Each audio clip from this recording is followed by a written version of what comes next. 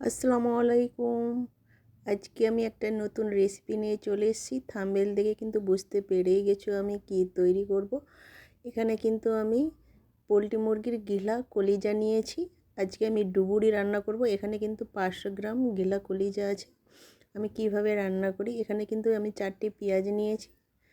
আর আমি এখানে হালকা গরম জল আমি দিয়ে দিব গিলা কলিজার মধ্যে। ওর যেটা এক্সট্রা গন্ধ থাকে ও গন্ধটা কিন্তু চলে যাবে, থাকবে না। আর পেঁয়াজগুলো আমি কেটে নেব। 1 মিনিট শুধু রাখবো। পেঁয়াজটাকে কেটে নিয়েছি। এটা কিন্তু আমার 1 মিনিট হয়ে গেছে পেঁয়াজটা কাটতে কাটতে। এবার আমি ধুয়ে পরিষ্কার করে নেব ভালোভাবে। খুব ভালোভাবে কিন্তু ধুয়ে নিয়েছি। এক্সট্রা গন্ধটা কিন্তু চলে গেছে। এখানে আমি কড়াই নিয়েছি, কড়াইটাকে চাপিয়ে দেবো। কড়াইটা গরম হয়ে গেছে, আমি তেল দিয়ে দেব। তেলটা গরম হয়ে গেছে। এখানে আমি 2টো লঙ্কা নিয়েছি, শুকনো লঙ্কা দিয়ে দিলাম। আর একটা তেজপাতা দিয়ে দিলাম। আর এখানে আমি যে কেটে রাখা পেঁয়াজটাকে আমি দিয়ে দিব। দিয়ে কিন্তু একটু ভেজে নিতে হবে। ওখানে পেঁয়াজটা ভাজা হচ্ছে, এখানে একটা মশলা রেডি করে নিব আমি। এখানে বাটি নিয়েছি, বাটির মধ্যে আমি কিন্তু হলুদ গুঁড়ো দিয়ে দিলাম, লঙ্কা গুঁড়ো দিয়ে দিলাম। এটা ঝাল পছন্দ করছে ওই হিসাবে কিন্তু লঙ্কাটা ইউজ করবে। এখানে আমি একটা মশলা নিয়েছি। এই মশলাটাতে অনেক রকম জিনিস দেওয়া আছে। আমাকে কমেন্ট করেছিল এই মশলাতে কী কী দেওয়া আছে, আমি আজকে বলছি কী কী দেওয়া আছে। এখানে জিরে, ধনে, মৌরি, রামধনি, জায়ফল, জায়ত্রী, গোলমরিচ, লং, ছোটো এলাচ, বড়ো এলাচ, ডালচিনি, শুকনো লঙ্কা, তেজপাতা দিয়ে কিন্তু এটা মশলাটা তৈরি করেছি বাড়িতে। আর বাড়িতেই কিন্তু আমি তৈরি করে রান্না করি। ওই মশলাটা আমি দিয়ে দিলাম। বুঝতে পেরে গেছো আমি কি মশলাটা কীভাবে তৈরি করেছি। জল দিয়ে আমি একটা পেস্ট বানিয়ে নিব। আমি জল দিয়ে দিলাম। এবার এভাবে একটু পেস্ট বানিয়ে নিতে হবে। দেখো আমার পেস্টটা কিন্তু তৈরি হয়ে গেছে। আমার পেঁয়াজটা কিন্তু ভাজা হয়ে গেছে। এবার আমি মশলাটা দিয়ে দিব। এই মশলাটা দিলে পরে কিন্তু আর গরম মশলা, এলাচ কিছুই দেওয়া লাগবে না। কিন্তু এই মশলাটাতেই সব ধরনের জিনিস দেওয়া আছে। এবার মশলাটাকে দিয়ে একটু কষিয়ে নেব। এটা ধুয়ে আমি জল দিয়ে দিব। ধুয়ে দিয়ে দিলাম।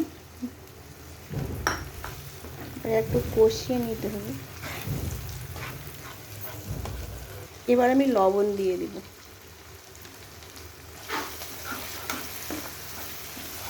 ভালোভাবে কিন্তু লবণটাকে নেড়ে চেড়ে নিব। দেখো কষানো হয়ে গেছে, ভাজা ভাজা হয়ে গেছে। এবার আমি জল দিয়ে দেব। আমি জল দিয়ে দিলাম। এটা ডুবুরি রান্নাটা কিন্তু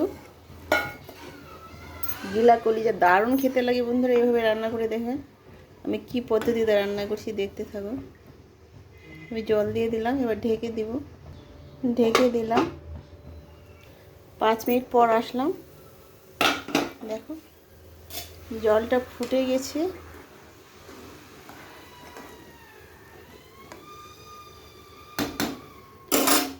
আরও 1-2 মিনিট রেখে দেবো, আরও ভালোভাবে ফুটতে দাও। 1 মিনিট পর ফিরে আসলাম। বাইরে এত আওয়াজ আসছে, একটা বাড়ি ভাঙছে, ভেঙে নতুন বাড়ি দিবে, ওই জন্য আওয়াজটা কিন্তু চলে আসছে। এবার আমি গিলা কলিজাটা দিয়ে দিব।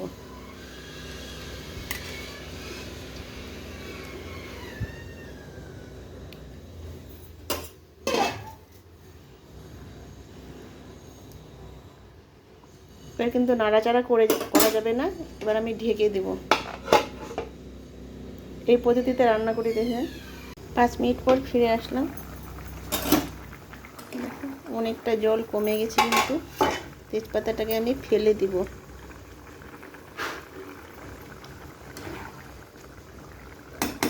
এবার আমি একটু জিনিস দিব। আমি ঘি নিয়েছি, ঘিটা কিন্তু অবশ্যই দিবে। আমি একটু ঘি দিয়ে দিলাম। এবার ঘিটা ভালোভাবে কিন্তু নেড়ে নেব।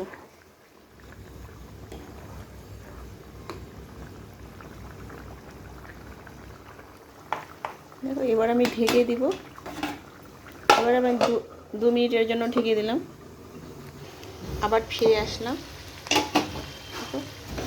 তেল ছেড়ে দিয়েছে, কিন্তু আমার রান্নাটা কমপ্লিট হয়ে গেছে। এভাবে রান্না করে দেবেন, খেতে কি বলবো, জাস্ট ওয়াও ওয়াও খেতে। যাকে খাওয়াবেন তাই সে প্রশংসা করে। দেখেন দারুণ হয়েছে না, গ্রেভি গ্রেভি হয়েছে, দেখুন দেখেন দারুণ হয়েছে। গ্যাসটা দারুণ হয়েছে না, দেখে বোঝা যাচ্ছে দারুণ হয়েছে। এখানে ভিডিওটা শেষ করলাম। আল্লাহ হাফেজ।